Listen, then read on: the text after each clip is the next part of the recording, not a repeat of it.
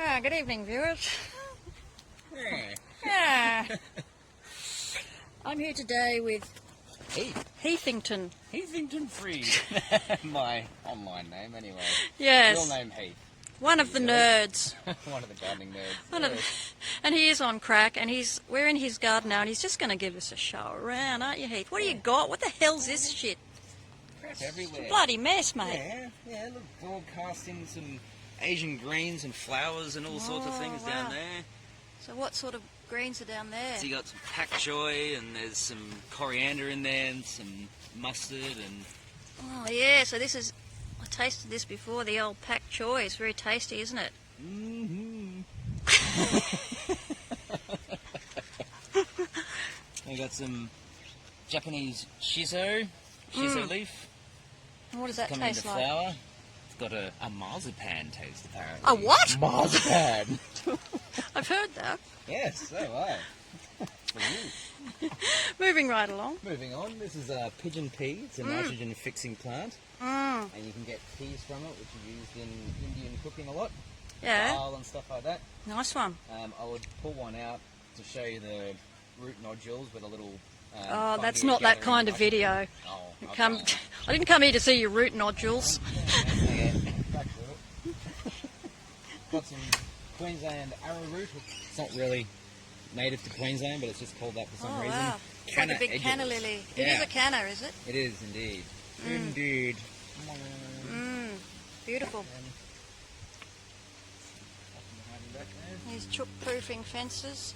Yeah, my different designs. Very deftly constructed there. Oh, yes. Look at that. Look at these Japanese lashing techniques you They use. call it more Taiwanese. Got some chilies that are slowly dying off for the winter. This is a chocolate scorpion. Wow, that sounds hot. It does, doesn't it? Trinidad scorpion. They're hot in Trinidad. What else you got? There's an eggplant there. And some chilies as well. Lots of different chilies. Different chilies. Cayenne.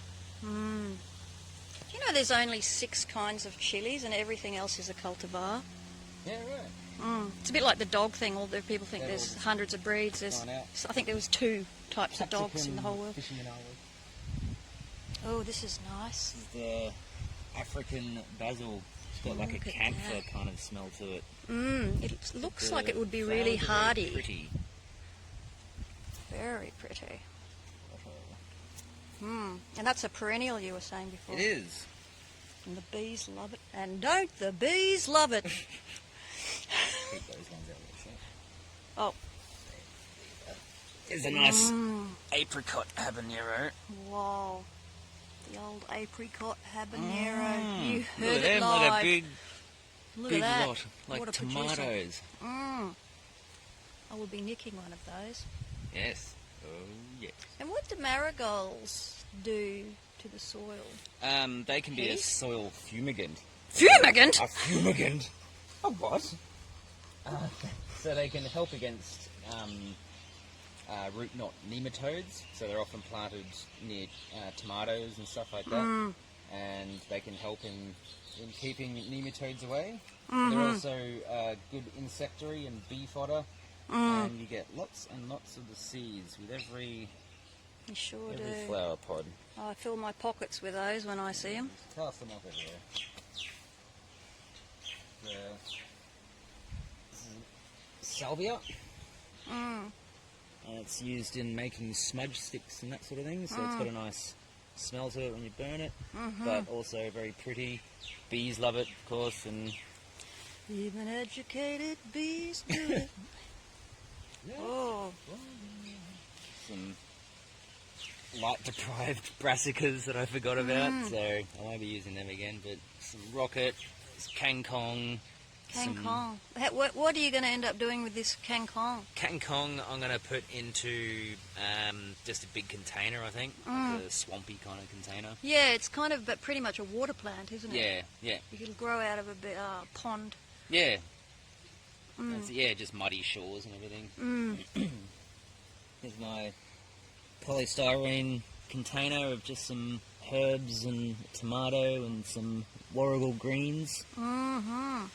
God, I haven't been able to get any of those to grow. Have you got any tips on the growing warrigal greens? Warrigal greens, Or how to they pronounce seem to them? be weirdly temperamental. Mm. These took ages to grow. Yeah, Nothing. right. And then all of a sudden it started.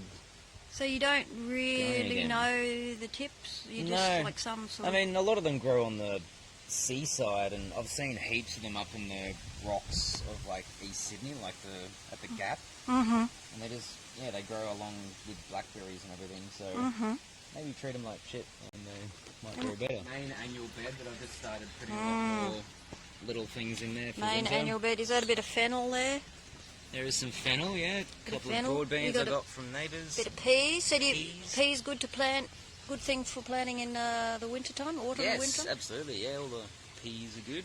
So what else is good for planting about this time of year? A lot of your Asian greens and lettuces, and then cabbages and broccoli, cauliflower, a lot of root vegetables as well. Right. Being in Brisbane, we get to do a lot of things all year round. That's true. These are the pigeon peas. That are So do still you eat nothing them? new. You can. You got to wait till these pods fill up and dry. They just go brown and crunchy, Yeah. and you just crush them all, and all the peas fall out. Right. But bees love them. Again.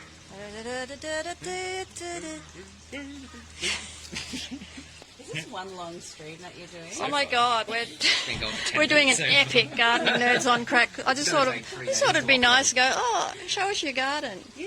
And because he's got so many interesting little side projects and Yeah. experiments.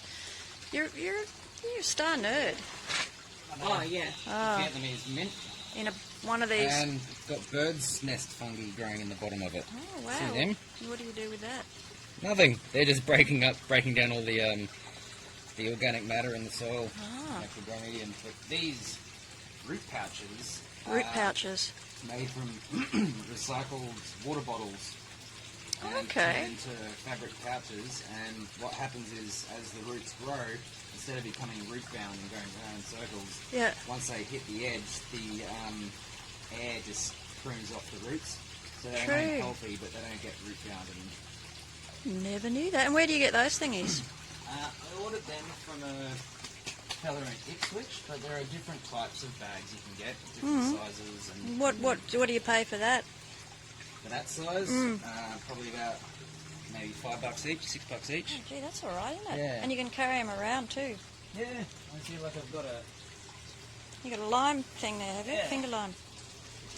finger lime in one. Oh wow! How old's that tree? This is going on maybe 4 years now. Yeah, really slow Got a growing, bit aren't of an they? aphid thing going on. Oh God! Look at that! Look at that! It's a delicacy. All right. Well, have a look. It's the what would you call this? Were you saying it? The lazy gardener. Like, Yeah. It has a little bit Yeah, the hazard gardener. hazard. Even. Yeah. I'm not the hazard. Well, show us one more really interesting plant or project that you've got going in your garden. Okay. I got this one. This is another experiment. Oh, The- experiment. It's called a Kratky pot.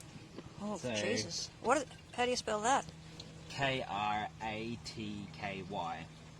And it's a form Kratky. of bioponic again. Oh, it's a form of bioponic. So it's a nutrient solution that's just sits in there. Mm-hmm. And this hole cut on top.